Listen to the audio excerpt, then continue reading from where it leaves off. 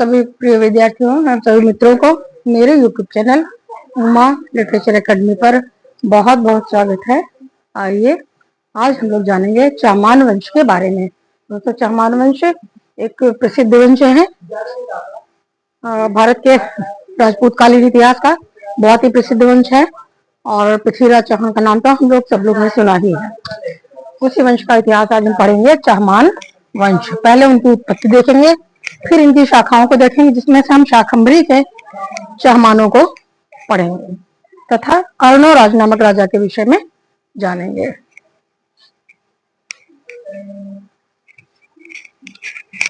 तो पहले चाहमान वंश की उत्पत्ति पर प्रकाश डालते हैं। चाहमान वंश की उत्पत्ति के विषय में अनेक मत प्रचलित हैं मित्रों। नंबर 1, भंडारकर चाहमानों को विदेशी गुर्जरों की संतान मानते हैं, जैसा कि हम राजपूतों की उत्पत्ति के वाले वीडियो में देख चुके हैं, किंतु इस मत का अब खंडन हो चुका है। तो दूसरा उनके मत यह है उत्पत्ति का कि पृथ्वीराज रासो, जो इसी वंश का एक ग्रंथ है, इस वंश की उत्पत्ति ऋषि वशिष्ठ के अग्निकुंड से बताता है। तीसरा है, हमीर महाकाव्य का कहना है कि ब्रह्मा ने पुष्कर तीर्थ में एक यज्ञ किया था।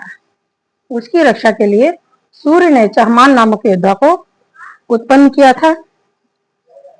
और जो चौथा प्रमाण हमारे पास है वो है अभिलेखीय और साहित्यिक जो साक्ष्य हैं वो चाहमानों को सूर्यवंशी क्षत्रिय बताते हैं। अब हम देखते हैं शाकंभरी की शाखा। चाहमान वंश की अनेक शाखाएं थी विद्यार्थियों। इनमें सर्वाधिक प्रसिद्ध शाकंभरी की शाखा थी। शाकंभरी का समीकरण आधुनिक अजमेर के उत्तर में सांभर नामक नगर से किया जाता है। शाकंभरी में 1.25 लाख गांव थे, अतः यह राज्य सपाद लक्ष्य के नाम से भी प्रसिद्ध हुआ। इस शाखा का संस्थापक वासुदेव था। इस वंश के प्रारंभिक राजा वासुदेव, दुर्लभ राज प्रथम, गोविंद राज, जिसको गुवक प्रथम भी कहते हैं, प्रतिहारों के अधीन ये सब सामंत हुआ करते थे। चाहमान नरेश सिंह राज ने सर्वप्रथम अपने वंश की स्वतंत्रता घोषित की और महाराजाधिराज की उपाधि धारण की। इसके पश्चात विग्रहराज द्वितीय, दुर्लभ राज द्वितीय, वाकपति राज द्वितीय, वीरराम, चामुंडराज और दुर्लभ राज तृतीय, विग्रहराज तृतीय, परमेश्वर आदि शासक हुए। इस वंश के शासक अजय राज ने अपने नाम पर अजय मेरु की स्थापना की थी। अजय मेरु नामक नगर की स्थापना की थी, जिसको आज हम वर्तमान में अजमेर के नाम से सभी पहचानते हैं, जानते हैं। अब इनका जो महत्वपूर्ण शासक है पहला अर्णोराज आता है। इनकी तिथि है मित्रों 1130 से 1150 ईस्वी। यह अजय राज का पुत्र था। इसके शासन काल में गुजरात के चालुक्य नरेश, जो पश्चिमी चालुक्य कहलाते थे, जयसिंह सिद्धराज ने शाकंभरी पर आक्रमण किया था और उस पर अधिकार कर लिया। जयसिंह सिद्धराज उस समय बहुत ही प्रतापी शासक के रूप में जाने जाते थे, परंतु कुछ समय पश्चात दोनों पक्षों में संधि हो गई और जयसिंह सिद्धराज ने अपनी पुत्री कांचन देवी का विवाह अर्णोराज के साथ कर दिया।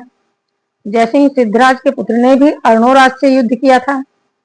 अर्णोराज ने उज्जैन के राजा बल्लाल की सहायता से सिद्धराज के पुत्र कुमारपाल पर आक्रमण किया, परंतु अर्णोराज घायल हुआ और उसने अपनी पुत्री जल्हणा कुमारपाल को ब्याह दी।